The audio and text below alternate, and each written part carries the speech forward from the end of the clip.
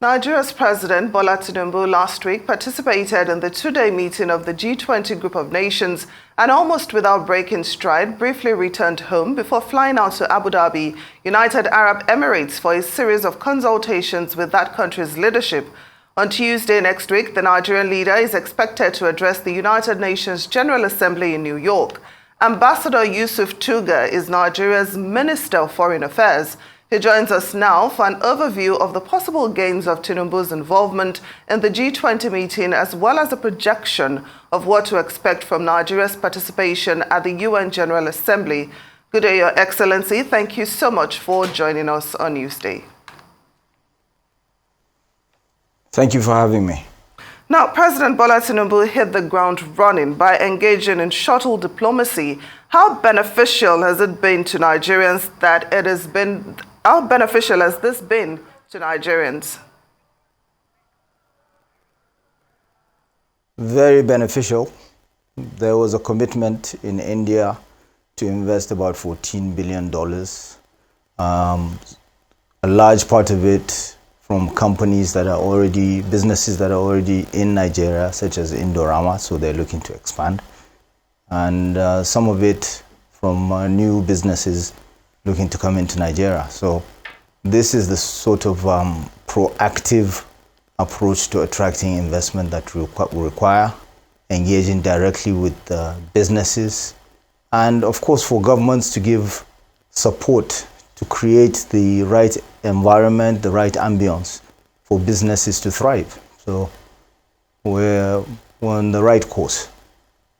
All right. And Ambassador, we do know that President Tinubu sometime next week will be headed to the 78th session of the United Nations General Assembly, and he'll be one of 5 African leaders that will be speaking and addressing the assembly at the time.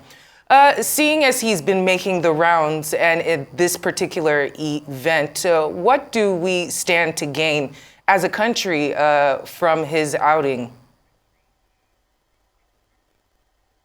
Well, it's going to be President Tinubu's maiden address at the United Nations, so it's quite significant.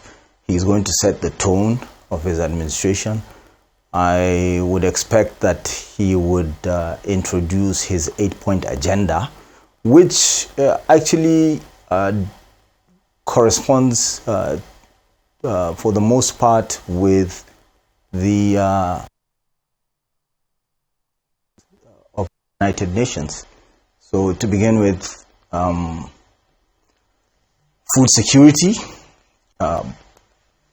eradication, and then it goes on to access to capital, inclusivity, fighting corruption, and so on and so forth. So these are, you can see how there's an overlap between the Sustainable Development Goals and the Tinubu 8-point agenda. Of course, we in the Ministry of Foreign Affairs also have the 4Ds. The 4D diplomacy, which is development, it's democracy, it's demography, and it's also diaspora. So these are areas to watch out for, and that charting the course for the administration as far as implementation of its policies is concerned, both domestic and foreign policies. Now, in the United Arab Emirates, where the president made a whistle stop, it is still unclear, what agreements were concluded and what's the status of the bilateral air agreement and visa status between the two countries. This is still work in progress. As diplomats, we like to allow for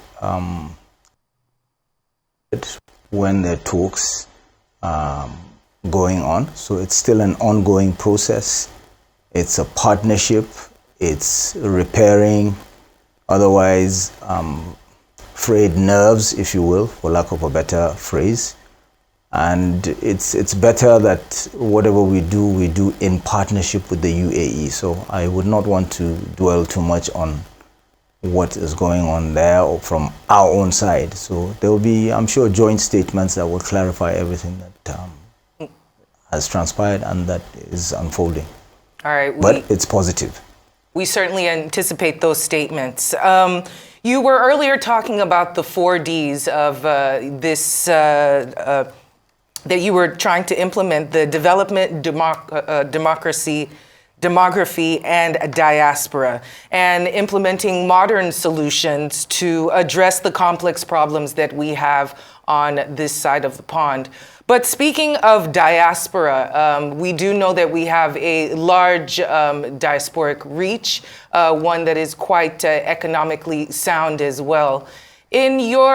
Since resuming your tenure, what are the future strategies to further engage those in the diaspora in order to create more mutually beneficial situations, not only economically, but politically as well? We do know that diasporans don't get to vote, and that was a topic of discussion in the last elections, if those are things that might be addressed this year, or during your tenure, that is.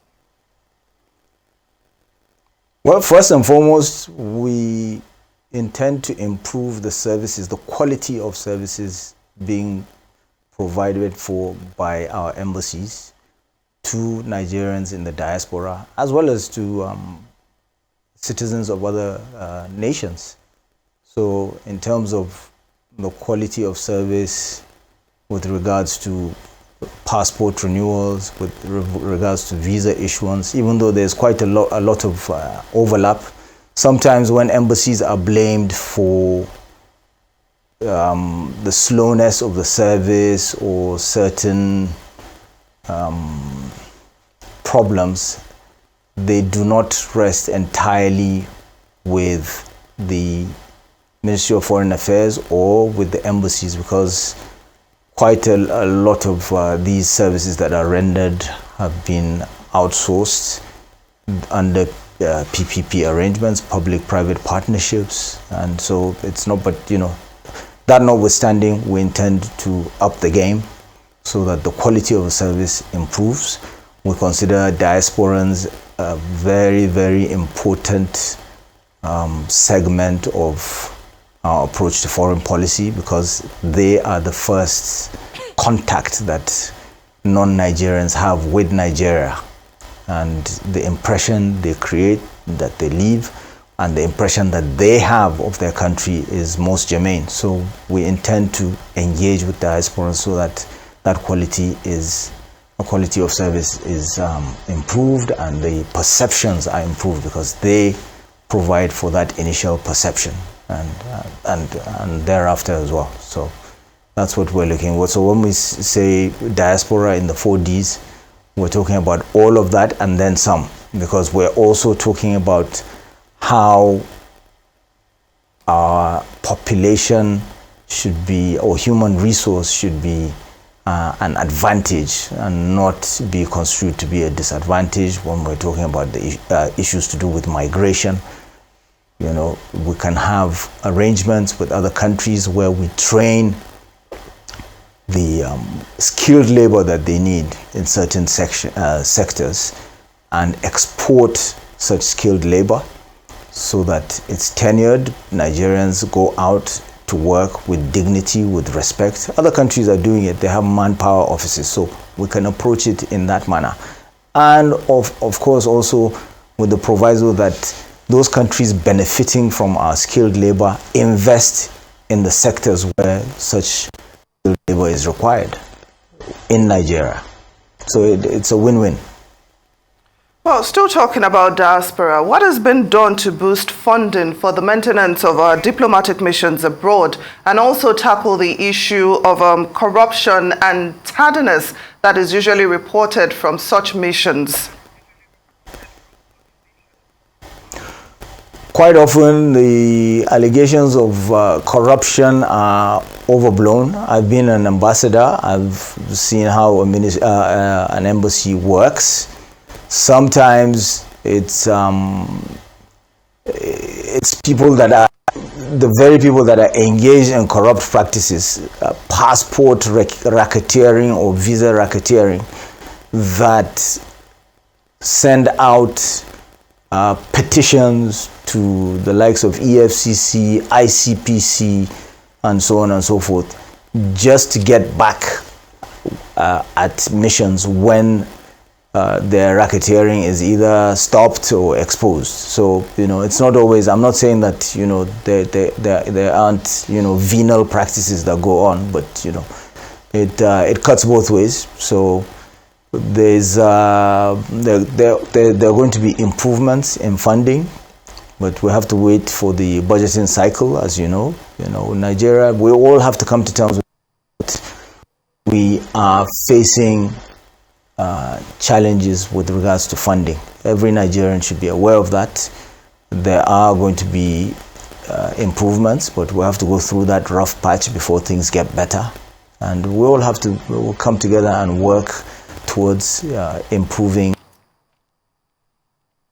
So it'll take time, but we hope that by the next budgeting cycle there'll be improvements, not just in the quantum of funds that are budgeted for embassies, but also in the application. And there has to be some rationalization as well of the assets that Nigeria has, and the sources of funds as well, so that we better apply what we have at our disposal. And speaking of funds and having to tighten the collective belt for spending, we are aware of our country's forex crises, forex issue. With the investments or the planned investments that have been gained from our president's various sojourns to different countries and other umbrellas, how might this affect some of the bigger plans that we have? It's funds coming into Nigeria, so it will always help stabilize the exchange rate. It will address some of the challenges we're having with our balance of trade, and it also, you have to understand that we're going through a phase globally where countries, developed countries especially, are becoming more attracted to nearshoring. And nearshoring essentially means locating industries, entities closer to populations, large populations. And Nigeria, which is going to one of the Ds, the 4 Ds, demography, Nigeria is set to become the third most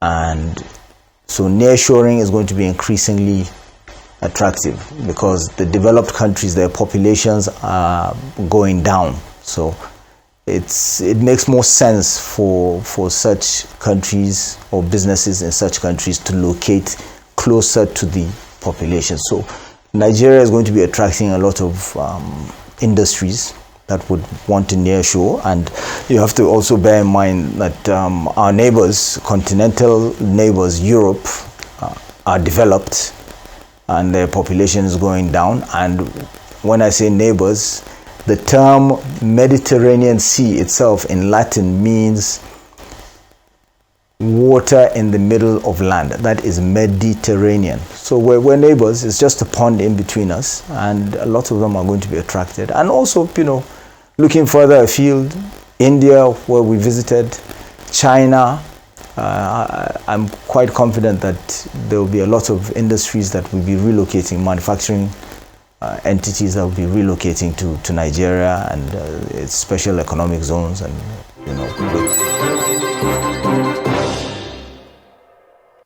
Welcome back to Newsday. We'll be continuing our interview with Ambassador Yusuf Tuggar, Nigeria's Minister of Foreign Affairs. Now, earlier you talked about allegations of corruption in our diplomatic missions abroad being overblown, but there are several reports, of Nigerian officials in these embassies demanding bribes just to do their job and frustrating those that are unwilling or unable to pay these bribes. So I'm wondering if your administration will, at the very least, investigate if all these allegations are true and see how these practices can be curbed, or if you're not in any way bothered, about such reports? Well, I think that's rather presumptuous when you say if I'm not at any way bothered. I think that's a bit too severe, too heavy. Of course I'm bothered, and judging by what I said to you earlier, you should know that I'm bothered. I explained to you what the situation is, and my track record shows that I have a zero tolerance on corruption. While I was in Germany, we had to let go of some of our local staff. You have to also differentiate between diplomats, government officials that are sent from Nigeria to work in embassies, and the local staff that are engaged in those embassies. There's a tendency for Nigerian embassies to employ local staff that are of Nigerian origin or descent to help Nigerians abroad that are looking for jobs. And you tend to find that more often than not, when there are allegations of corruption, it is not necessarily the Nigerian government officials sent from Nigeria to work in the missions, but rather some of the local staff that are engaged. We have very good, very fine Nigerians living abroad, embassies, and that put in a very good amount of work and are decent. And when those bad eggs emerge, we deal with the situation. So we will continue to tackle corruption, but which is not to say it's just Nigerian embassies that have such problems. Even the embassies in Nigeria themselves, some of them have passport and visa racketeering